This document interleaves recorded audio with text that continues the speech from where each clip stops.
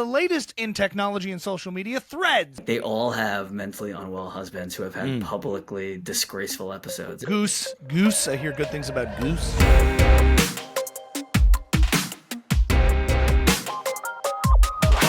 Welcome back to Buckle up, baby. episode 67, Riversiding remotely because we're lazy. Yeah. Or the opposite. And these are good. I like these conversations. I enjoy them, and I think people do too, so we're going to keep going. Yeah. Yeah, I think maybe the headphones have something to do with it. We look official. And, when you can hear the other person talk in your head, it's harder to ignore them and just wait for what you want to say. That's what Joe Rogan says, and I know that that was backhanded, but not even. That was a front-handed insult. No, both of us. You're rocking a Phish t-shirt? Yeah. Bro, yeah, we never talk Phish, bro. We never talk about Phish, man. I did see Angus William, one of my favorite YouTube, TikTok, Instagram guys from what's it called, like Lazy Friday or something. You know what I'm talking about? Next Friday or something. I don't know. What is it? I don't know. They're this really funny sketch group. I saw he was at the Dead show last night, and I like him 100 times more than I did before. Oh, cool. Yeah. I just lost a ton of crap from my wallet. It fell on the floor. Why? Yeah. Why? Because you realize this guy's a Phish into good music and not just a tool. Well, it's not just about good music. I found when you find someone who's really into the Dead, it's like there's a whole world that opens up of like, oh, you think in a particular way, you enjoy a particular type of thing. Mm-hmm. I like John You know Mayer. what I mean? I like John Mayer. Right. Right. If you said that to me, I think I'd go, great, cool. Yeah. John Mayer's amazing, dude. He's amazing. He's amazing. John Mayer's, I love John Mayer. And that's why I go to the Dead. But I like Phish and jam bandy music. But the Dead for me is sort of like the equivalent of when you watch like old movies and people are like, yo, this movie's amazing because it like started it all. And then you watch it, like The Shining is so terrifying. And you're like, this is kind of slow. So for me, that's what the Dead is to sort of the music that it's influenced. I like all the music the Dead is influenced. But when I go see the Dead, I feel like I'm watching an equivalent of the old movie version of jam band music. So I feel that way about seeing the current iteration of the Dead now. I feel like it's mostly sentimental and it's not really alive in the way like the way Bob Weir is not really alive. yeah. In the way that they should just take his microphone away maybe and move it to the side and just have him lay down. I can't tell if he's like living forever or on his last breath. Yeah, he's only in his 40s. That's the weird thing. Well, yeah. No, it seems like it's a tribute to something that once meant a lot to a lot of people. Mm-hmm. That's how I feel about it, and I say that mostly because the shows I go to, I went to a couple of shows, the sound was so bad. Mm-hmm. I'm just like, oh, they must not even be thinking about the experience for the concert goers. They must just be like, if we show up, that's enough. Well, where did you see them? I saw them at Citi Field. So did I. Straight up, not worth. I left early. Like it wasn't worth paying. The sound was that bad? Malpractice. Well, Bob Weir has just really, really gross tone when he plays guitar. You're like, but John Mayer has incredible tone. So it's like a fusion of things. Yeah. I don't know. It's like this thing, and then the drummer does this thing where he plays a video game on a bunch of things, and you wait for it, and these little vibrating strings, and it's just like, and we're all like. It's a good bathroom break moment, not to be a douche, but So then there's a band called Joe Russo's Almost Dead, J-Rad, that plays, and that feels like it's like happening now. It's like worthwhile to go see and fun and exciting and current. Is that the Benevento Russo duo? Half of the Benevento Russo duo? Yeah, and also Goose. Goose. I hear good things about Goose. Goose is cool. Goose is fun. Yeah, I haven't seen them. You should see them. I'd be curious to hear what you think. Well, I've seen clips and I'm like, ooh, damn, these guys are good. They're like tight. Yeah. I listen to the shows and they're awesome. And then like when I go to a show though, I want to like die and be reborn. I want my head to explode. And they're seeing them it's very possible there's something about it I don't get. But like seeing them, no one's dancing and I'm just like cool, like fun to be here. the lights were awesome, like so the coolest lights I've ever seen. But the music just did not like melt my face off. I think a lot of people. I think there's been a reputation in jam music that um, there's a sloppiness that can come with like, I think the Disco Biscuits are probably largely responsible for that, where it's just like not that terribly sophisticated and it's just a lot of and people just are like there for a vibe. They're looking at each other. They're just there for a vibe. Whereas like if you listen to like this really became we took such a different turn here into a different domain that we know pretty well, but it's funny. Yeah, We never well, talk about for it. the 40 people who love this stuff, though, I'm like early. I was listening to like Phish, a '90s recording from like mid '90s, late '90s Phish, where they're like have something to prove and they're like the tightest ever, and it's awesome. I think Phish these days is a little looser than it used to be, but Goose was like a tight version of like. There are bands that are like really tight, and I like that. I like a little more precision and tightness than like people who are just under the guise of creating a vibe, just not that good or not that tight. I wouldn't say Goose is that. I think they're very good. They just don't have like that transcendent thing. They've also like when you see Phish, they've been playing together for I think like 30 years now. Yeah. Probably I think 87, so almost 40 years. You can't compare them to a band that's been playing together for 5 years. Right. Just in terms of the thing they create when they're on stage together. To be fair to Goose, no, they're not. Goose isn't sloppy. It's just Yeah. not like moving, Uh-huh. for whatever reason. Uh-huh. Yeah, Yeah. there's a conspiracy theory about them, Yeah. which I love. Which is That like the powers that be in the jam band scene, like the guys that own the venues, sort of decided Goose is gonna happen. Like we'll fill these arenas and small places, or not like these theaters, and they're like, we're gonna make Goose happen. And when you go to the show, you're sort of like, I sort of get that feeling of like, did these guys like earn their way onto the stage? Because it doesn't feel like they fill up this space. It just kind of feels like someone put them here and was like, now you nobody. listen. Nobody can snap their fingers and fill up a huge space with by. No one has that power.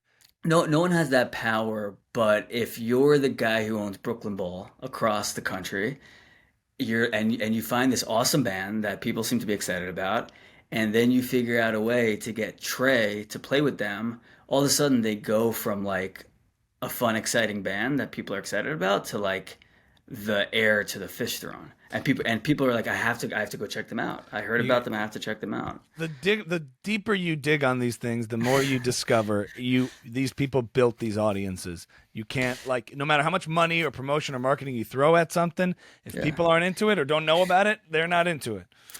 The So guy is Bill Gates' son, though. oh okay. You also Is have to remember that.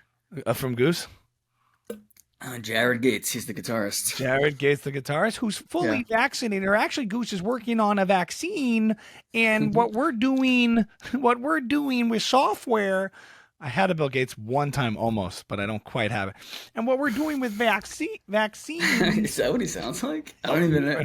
kind of. I mean, a little bit. Yeah. Um, let's get to the Anywho, important things. The though. important things, Michael. The latest in technology and social media, Threads. Threads taking over the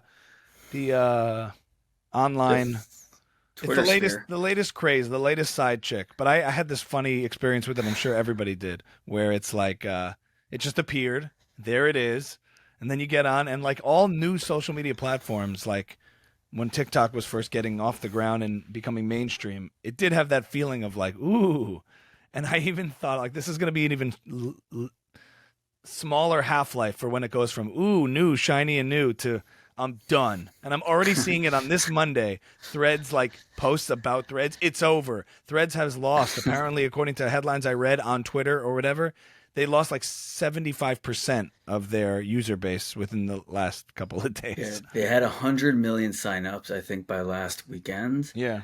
But I think what that shows more than anything is what the like anti-corruption monopoly people say, which is like there's this moat that's been built around social media where if you're not one of three companies, you can't build a social media application anymore, which is, they went from 0 to 100 million users in a few days because from your Instagram account, you can just import, immediately. So there were what that says is there's 100 million people who were willing to press two or three buttons to check it out. not that there are 100 million people who want to be threading, So they're consistently. downplaying it. No, that's what I'm saying. Saying they're That's what I'm downplaying it, saying. meaning it's just because they all signed up doesn't mean everyone's thirsty for a new platform. It's Oh just yeah, that. for sure not. Yeah, if Elon Musk started his own Twitter, which why didn't he do that, by the way? What Why do you didn't he mean? just say Twitter sucks? I'm gonna spend $1 billion on building my own Twitter. He wouldn't have gotten 100 million users in a few days because the only way Instagram was able to do that is because they made it so easy and Seamless. seamless to go from Instagram. But to build an app from scratch is like, ChatGPT was able to do that because it was the most novel thing anyone's seen in a But decade. Twitter already had a user base, it had infrastructure to all these Yeah. things. So why start from scratch if you could just acquire Twitter? Because it comes with a lot of problems. Yeah. All the problems that, I mean, it came, and it also cost $44 billion. I wonder why he didn't. It wouldn't cost $44 billion to build a competitor I have if no he idea. truly sort of believed in what he was saying. Well, anyway, it's been a long time. How's your theory that Elon Musk can do anything aging? Fantastically. I think he's doing great. I don't know. Is he on a downward spiral with Twitter? Twitter's becoming more of a Yeah, media hub than ever. I think he tweeted today that they've lost 50% of their advertising revenue. Mm-hmm. And like I forgot what the headline was, but they're not doing well. Right, but at one point everyone said Tesla's not doing well. I'm just not making predictions. Elon's track record when I was making the claim was pretty good Yeah. amongst all this hate and dissent and like people saying what's he's crazy, he's out of his mind. Remember like Scott Galloway was like, we're looking at the downfall of somebody in real time. You are seeing the unraveling of a man. There's a crisis right now. We're in a crisis right now. No, like the way he was describing Elon just completely falling apart. I'm just like, a lot of that stuff doesn't happen. And in the face of a lot of doubters, I think Tesla at one point probably had these bad looking numbers too. It's equivalent of that. So That's a good point. It's not looking good for Twitter though. They're trending in the wrong direction, and a lot of people who are kind of fed up with it now. It seemed at least last week like they were curious about Threads and possibly like open to Threads taking over. well, Um, I but will say that in the it depends on which side of Twitter you're on, because in like the free speech media movement, Twitter Yeah. is now the last bastion of like where Theo Vaughn was canceled with his episode with Yeah. Roseanne Barr. Did you see that? So they put it yeah, on yeah, Twitter. yeah, There that is was cool. and there now Twitter in a way has taken on this new brand, whereas Yeah. before it was the number one territory of like the symbol of censorship and online censorship Yeah. and control is now the bastion of free speech. So Mark Zuckerberg's, I think one of his first threads was, the world deserves a public square with 1 billion users. Twitter was never able to build it. Let's see if we can. So the Theo Von stuff and the Tucker Carlson stuff is really cool, but that's not a billion user platform. That's cool for you and me, Yeah. but that's not something that's gonna change Twitter's fortunes like in a huge way. I don't think. Yeah. Like, a cool comedy platform is great, but Yeah. it's not yeah. I wonder if one of the issues on social media right now is like, can every platform be all things for all people? So like Yeah. Threads can also feature video. I made a joke on Threads that like, oh my God, Facebook is announcing video face threads. They're announcing a new feature, a new app called Face Threads, where you can actually have video and have friends and connections and Yeah. a wall. And it just keeps going in this circle where one app is exactly the same as the other app. And it's like they're just taking features of one. Like now Threads is announcing Story Threads, which is the Instagram story feature as its Right, own right. thing. And then you're just cannibalizing Right. itself. So Well, Threads and Facebook are not different. You put a piece of text with a photo or a video underneath it. That's Facebook, yes. So basically. yeah, but with the It's- concept, what it is. it's- Well, yeah, it's it's trying how to be you're- text based. It's trying to say use this to have for text purposes, as like text is the content. So when I don't have any, I'm not an expert in this at all, but if it didn't have a video feature, one of the problems with Twitter is like you go there and it's just everything, and it's all a mess. You don't know what you're looking at, what's going on.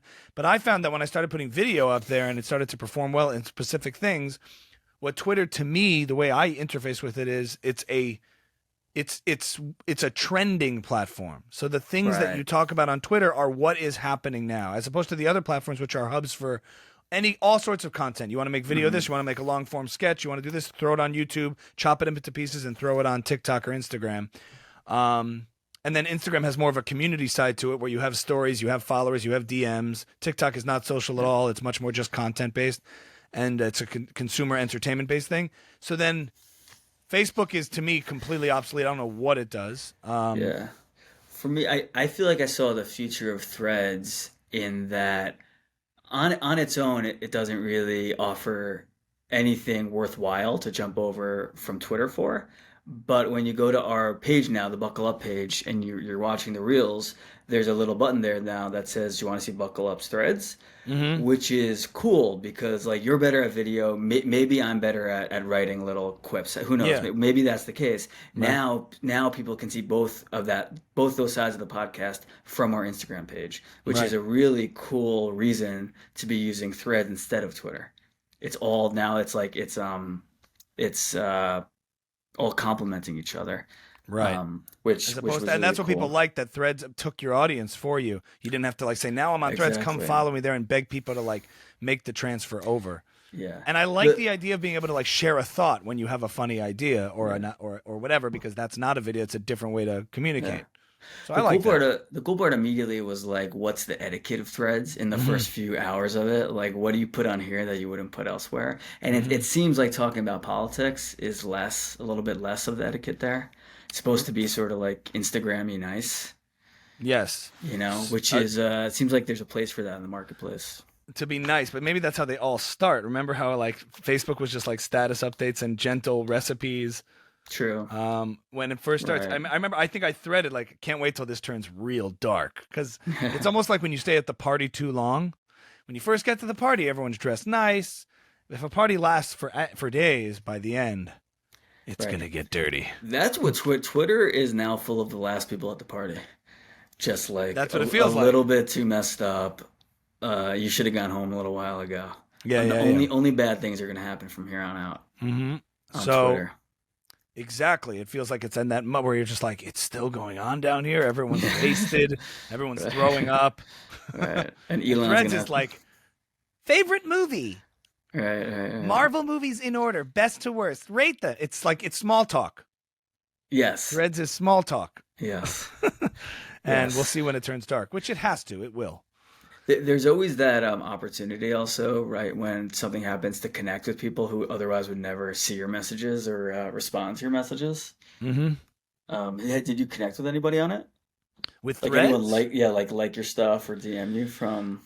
one thing that was interesting was the first people to start following me. Like I wrote, "Who's here?" or something like that, and the first people give you a sense of like that 1,000 true fans thing. Like, who's seeing this? Who's really on it?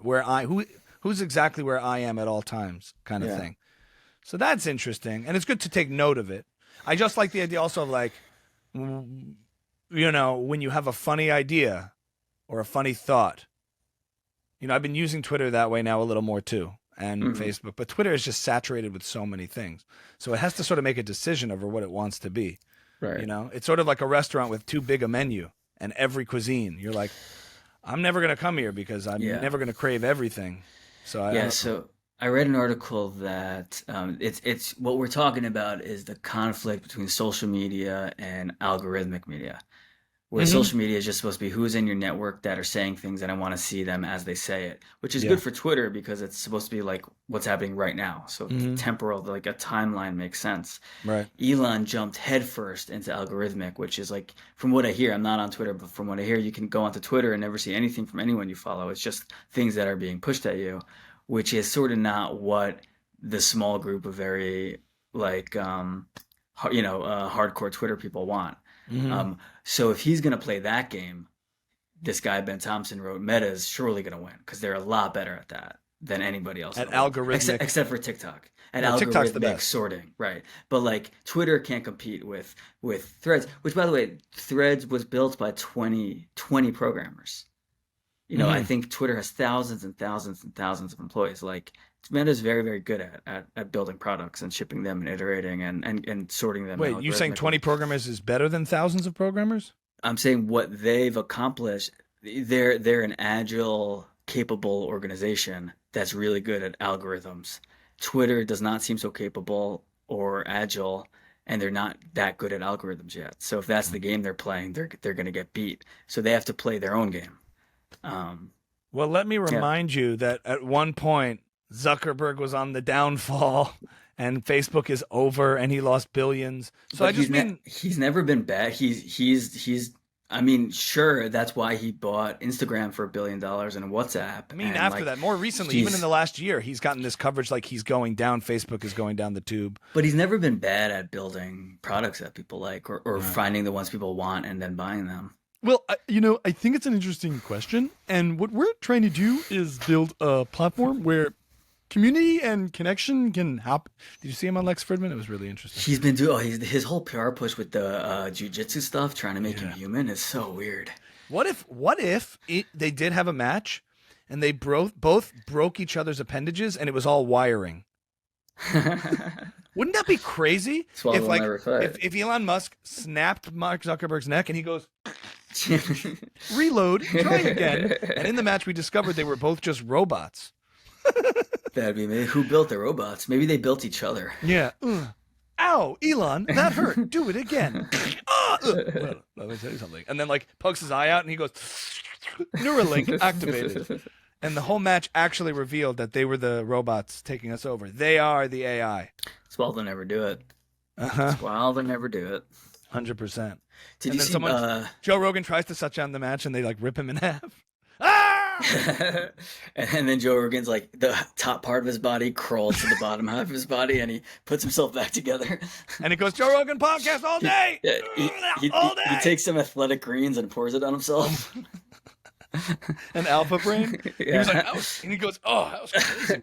That was crazy. Oh my god! Yeah. Whoa, yeah, man. Oh, you got to check out, Nima. Nima Naz. His impression of Rogan Best is in the pretty biz. hilarious. Is it? I Yeah, guess. he's like, yo, dude, that was crazy, man. It's very funny. It's very funny. I love him. Um, Can you think we can get him on the podcast one day? Sure.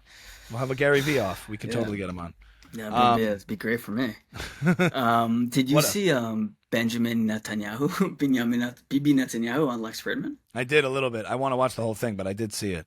Yeah, First was of it all, worthwhile to watch? I don't know. You know what it is. Right, before you watch it. I'm just saying Bibi Netanyahu is the most prepared person on the planet for any conversation and anything that comes his way. I want to watch it to see how Lex responds to certain things because he's a good interviewer. He's kind though. Lex is very kind as an interviewer. So He's not trying to press too hard, but he also interviewed Yuval Noah Harari. I just saw. I think he just released Recently? today. He made his way I through wanna Israel, watch so I that. think he covered all I of love it. your evil Noah Harari impression. Sapien. Fabian? So I love it's Fabian. Yeah, we all sapiens. Lex, you're a sapien. I'm a sapien. Some say you're not a sapien. Some say you're a robot, but it's okay. So no, I watched a clip, and he said oh, you have a lot of people who hate you. What do you say to the people? There's people who love you historically, but you have you also have a lot of people who really hate you. What do you say to those people who have hate in their hearts for you and for Israel? What do you say to those people?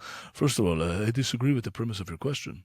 I think we've enjoyed great. I mean, in certain very small circles, you will see a lot of animosity to Israel, but the progress that we've made, especially in the Arab world, Israel and the Arab world, And he kind of brags about the political accomplishments in this little clip. But I'll watch it. I want to see. I think it's cool the access he's getting to be able to have these conversations and that people think it's important to talk to Lex Fridman. I mean, that's pretty awesome. Really cool. You know? But I only saw clips of it, and yeah, Lex is very dedicated to this whole he's very dedicated to the whole I'll talk to anybody. He believes in his cause, which is the power of conversation to anybody. He's great. I want him to have I said this already? I want him to host a Twilight Zone and pick the stories. I think he'd Yeah? be great at that. Yeah. About how to find love. He feels like the moral science fiction voice right now. He does? Of The our morals? time. Yeah, he has a very cool little niche that he carved out for himself. Yeah, I don't know. I don't even know where he's one of those guys that just popped up and was there, and then that was it. Well, he's on episode 400 something of his podcast, so he's been doing it for a while. Granted, he does like 3 a week, but I'm saying he's been doing Lex it for a while. Fridman, Andrew Huberman. I mean, Tim Ferriss was like the first example of someone who just popped up for me. I don't know where he came from, and there he was everywhere. And Lex Fridman, like, you know that, like, you know, That's I don't know where the pinpoints were in his career that blew him up into some sort of space. I'm fascinated by that moment, actually, where someone becomes ubiquitous. Mm-hmm. What that's like to experience. I've always been fascinated by that. Right. Because, you know, Tim Ferriss, he was certainly around for a long time. He wrote The 4 Hour Work Week. Mm-hmm. I've been listening to him since like 2009 for like a very long time. So he was certainly around. But you're right. Now he is more than, everyone knows who he is. I remember seeing Facebook ads on how to learn a language and speed read, and it's this guy with like kind of shaved head, and he's like, so here's how I learned French in 5 minutes. Bonjour, you know, and he does this exercise. Here's how I learned how to read a whole book. And I'm like, I'm just seeing these kind of ads. So somebody cracked something. And then like when Tim Ferriss was on Colin and Samir, he named a few people who've executed very well. He's like, Andrew Huberman has executed very well in this regard. He started naming all these people that you're the only one that you think knows about them, but a lot of people know about them. Right. Like, that's what these people do in these niche categories. You're like, yeah, Lex Fridman, you know, the guy with the suit and the thing. Yeah, of course. I see all of his stuff. They just appear in the internet landscape at some point, and you don't know where they came from. You know, that's the world we're in. But anyway, so I'll watch the BB episode, and I want to do a parody of it because my premise is, I'll give you the preview. It's Lex Fridman interviewing BB, but he mistakenly mixes up the questions and reads his Kanye notes. So I have to look at what those are, and BB is like, I'm very confused by your question. What do you mean by, you know, like, that's one way to play it, where it's like, you know, he accidentally reads the Kanye questions to BB. That's funny. I'm sure I'll get something funny out of that. Or the other one is just like asking him really random questions, like, are you a tits or an ass man? Like, well, you know, I think you can be both. You're mixing up the BB and Lex voices. I know, you're right. So, how do you feel about, you know, whatever? And he's like, well, I think, frankly, you could be both. You don't have to choose. We could have a two-body solution where somebody can live side by side in peace, you know. So Nice. you can get funny stuff out of that. Yeah. But I think using accidentally the Kanye questions to BB would be hilarious. Where do you think Kanye is? Have you heard a peep from him? No, yeah, I saw something weird that Elon Musk tweeted an image of his old album, like I hate being bipolar. It's awesome. Something like that. I think that was a Kanye record that Elon Musk tweeted. So I'm like, what is going on here? You know, it weirded me out. I don't know, but that's the thing. Remember, it was 2024 was the whole thing, and then boom, gone. He's probably not well. Yeah. I'm sure he's somewhere not well. I'm so curious. I just watched the Kardashian episode where he where like they got all their reactions in real time. What was going on there? About to the Kanye stuff. Kim seemed upset. Yeah. Well, it was funny. They were talking. Kardashians is an awesome show. Wow. Have you ever watched that? Yeah, I've had some music in it. Watch a bad. Have you? Cool. They watch a bad reality show like My Unorthodox Life, and then watch Kardashians, and you realize they do what they do at the highest level. So Kardashian was talking to her sister about her, you know, mentally unwell husband who's making public pronouncements about, you know, about a certain group, and then another sister's like, yeah, I've dealt with that before too. Like, they all have mentally unwell husbands who have had publicly disgraceful episodes. Right. And you're just like, this family is nuts, and this is wild, and they're playing you for a fool by enjoying it. Keep going. Listen, you know, it's like, it's not exploit. Like, yeah, we're the ones who are being exploited. Like, they're. No, I think they're playing us. Sure. Aren't they? Yeah. I think they're playing us. They are. They're not human beings anymore at some level. They're just characters they're playing in their real lives, but it's really good. This is a quickie though, so we gotta wrap up. So that was episode 67, a mini EP.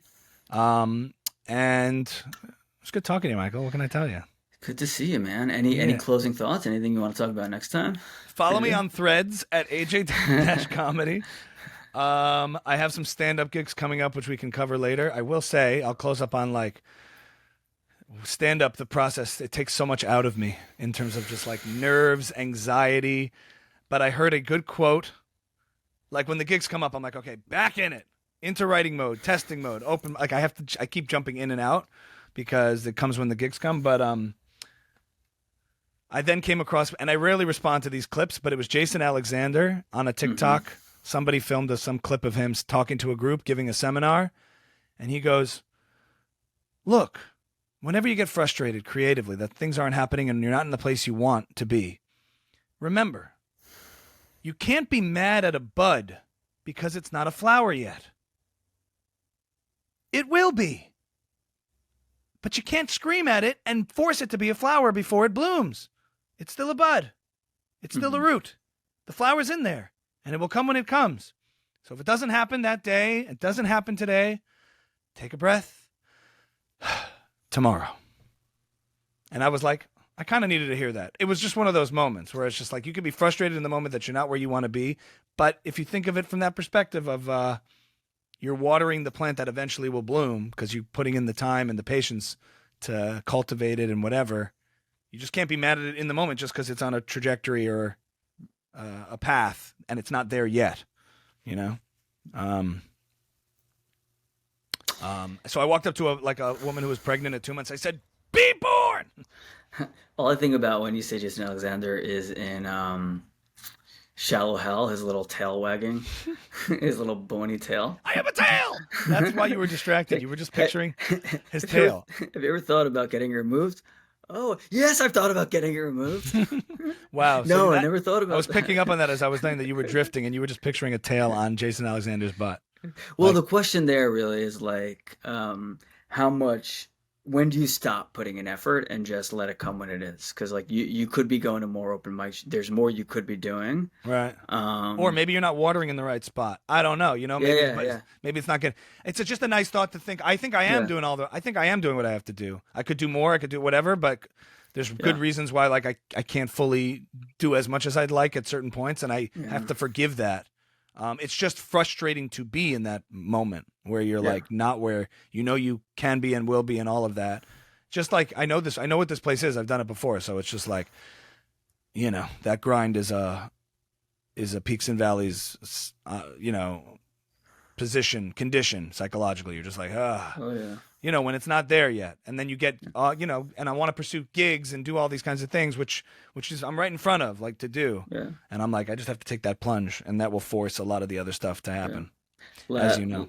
Last thought is, so you were featured on Ben Shapiro this week, which was really cool. We didn't talk about that, but if you create some kind of ad, and right after someone watches that clip, they're served a little ad that says, "An evening with Ben Shapiro, an evening with Jordan Peterson," and it's your face. That's Stand Up New York, whatever, next week. Yeah. A certain amount of people are going to show up to that. Yeah. And I'm sure you would kill that. Do an awesome night for the racists who show up. It would be great for them. For the racists who show up. That's a nice thought. Like, it's not for everybody, but for them, it would be a great night. And I think you're right. I think I could really gather a nice group of people. You could gather 50. No, I could. It's on me. It's not 50 white men. It's not that it's not possible. It's just more my standards and self-consciousness and fear of like, I want it to be good and ready, and I have to kind of put myself in front of it, I think, to do that. And it'll happen. All right. And so we'll buckle up live, by the way. I've been watching podcasts live. Have you ever seen any of those? I just saw one with Normand and what's his name, who we really like? So the one who's like Sam Morrill? Right to the bottom of the pool. Dan Soder. Dan Soder. They had what's his name? Who's like, oh my God, I love my wife. He has a podcast with Mark Norman, the other guy who I can never remember his name, but he's the comedian. Sam Morrill. No, the guy, that's We Might Be Drunk. The other guy who you think is a Goyish Jew, but he's not. Oh, the guy who made the move, Joe List. Joe List and him. So they did a live podcast, and it was hilarious to watch. So I think there's a future for that, and we're going to definitely do it. Okay? Yeah, we're going to do one with Dan Soder and Joe List and Mark Norman. It's going to be awesome. Dan Soder does a hilarious Dave Chappelle impression. You got to see it. It'll shock you, but it's perfect. I will listen. That's Buckle Up episode 67. Thank you, Michael. We're making the time, and we are outie.